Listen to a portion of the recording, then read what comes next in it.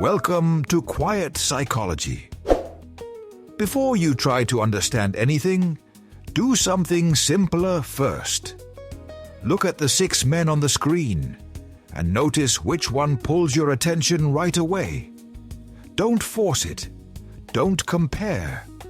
Don't think your way into the best choice. Just let your eyes land where they land. Because some choices don't begin in logic. They begin in something quieter. A mood, a memory, a tension you didn't know was there, a need you haven't named yet. When you look at a face, you are not only seeing a person, your mind is also meeting an image.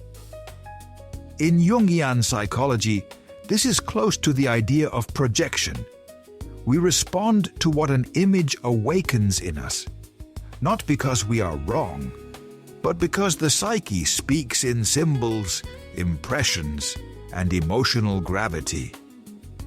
So this is not a test to label you. It is not a trick to guess your personality. It is simply an invitation to observe what you are drawn to, without pressure, without trying to be correct. Here is the only rule. Don't choose with your head. Choose with the part of you that reacts first. The one you choose may feel calming, or magnetic, or strangely familiar, or even uncomfortable. All of those reactions are useful information. And one more thing. You can be drawn to someone for beautiful reasons, and also for unfinished reasons. This isn't about judging your choice. It's about understanding it. In Jungian psychology, we could call these men archetypal images. They are not only types of men out there. They also represent inner patterns in here. Very often, attraction works through projection. The psyche places an inner image onto a person, and the feeling becomes intense, immediate, and hard to explain.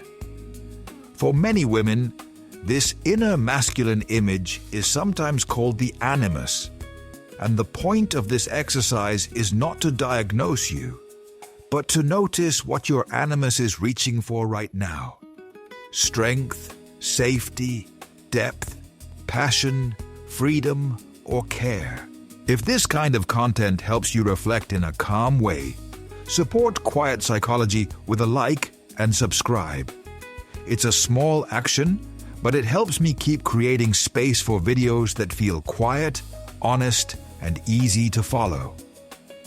Now take one slow breath. Look again. Choose one man. 1, 2, 3, 4, 5, or 6. The one you chose is not random.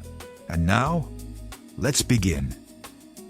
If you chose I, the protector, strength, control, and survival instinct. If you chose number 1, you may be drawn to strength that feels proven. This is the man who looks like he has been through something and didn't break.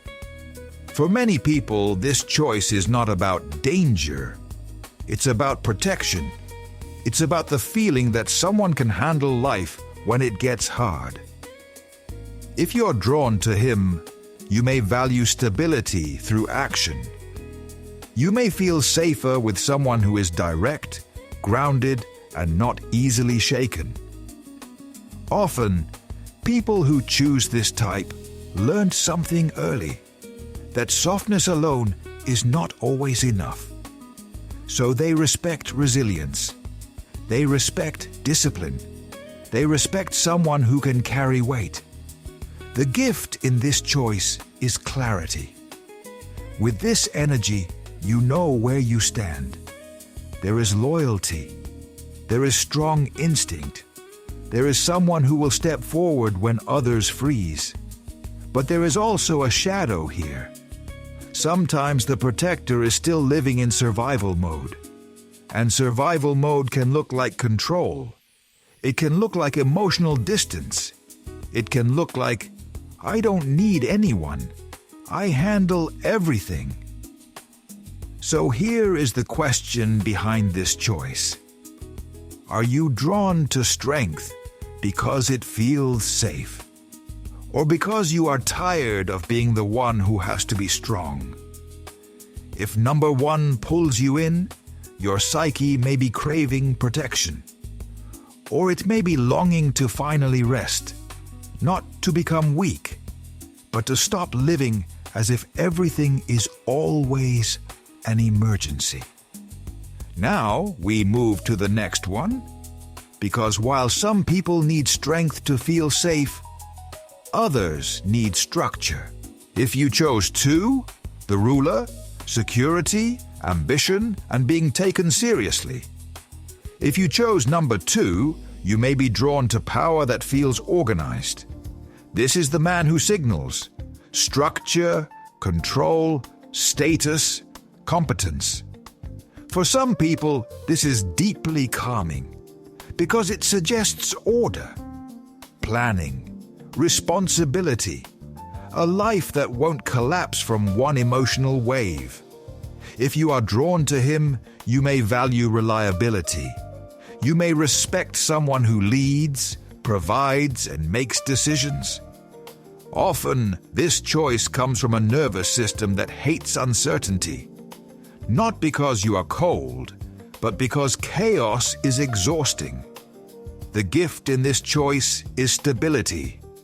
With this energy, life feels managed. There is direction. There is a sense of, we will be okay. But here is the shadow. The ruler can turn love into a transaction. Sometimes this type gives security, but expects control in return. And sometimes, when you choose someone powerful, you are also choosing the role of being smaller. So ask yourself gently, do you want a partner, or do you want a structure that protects you from fear? And another deeper question, do you believe you have to earn safety, or do you believe you deserve it?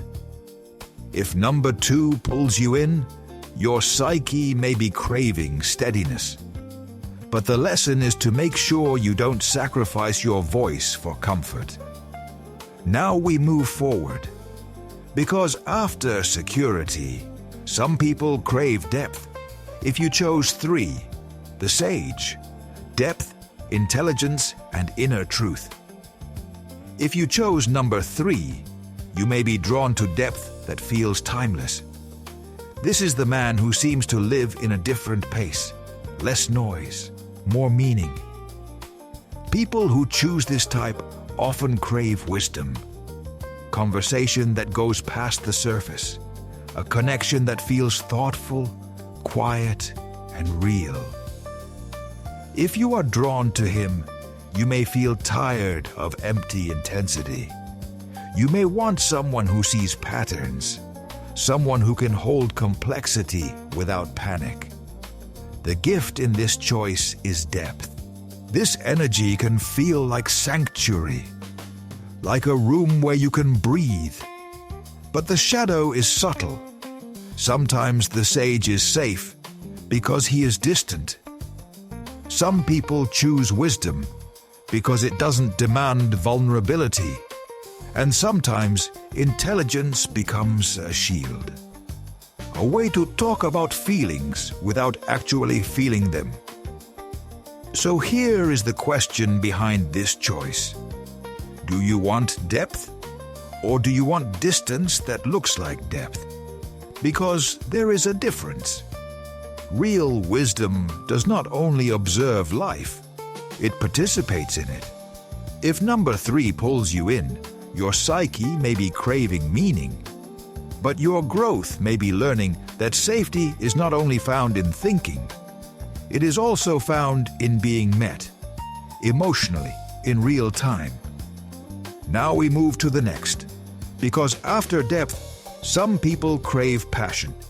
If you chose 4, the lover, magnetism, intimacy, and being truly seen. If you chose number 4, you may be drawn to emotional intensity, Not drama, not chaos, but that feeling of being wanted, chosen, looked at like you matter. This archetype carries warmth, presence, sensuality, attention. If you are drawn to him, you may value closeness. You may want a relationship where the emotional temperature is alive, where affection is not rare, where connection is felt, not just discussed. The gift in this choice is vitality. This energy makes life feel rich, romantic, human. But here is the shadow. The lover can awaken longing, and longing can become addiction. Sometimes this type gives intense attention in the beginning and then pulls away. Sometimes he makes you feel special, but only when you are giving him a certain version of yourself. So ask yourself, do you want intimacy, or do you want intensity that temporarily feels like intimacy? And another question, do you feel lovable only when you are desired? If number 4 pulls you in, your psyche may be craving closeness, but your lesson may be learning the difference between passion and emotional safety, because love that lasts is not only fire, it is consistency. Now we move to the next, because after closeness, some people crave freedom.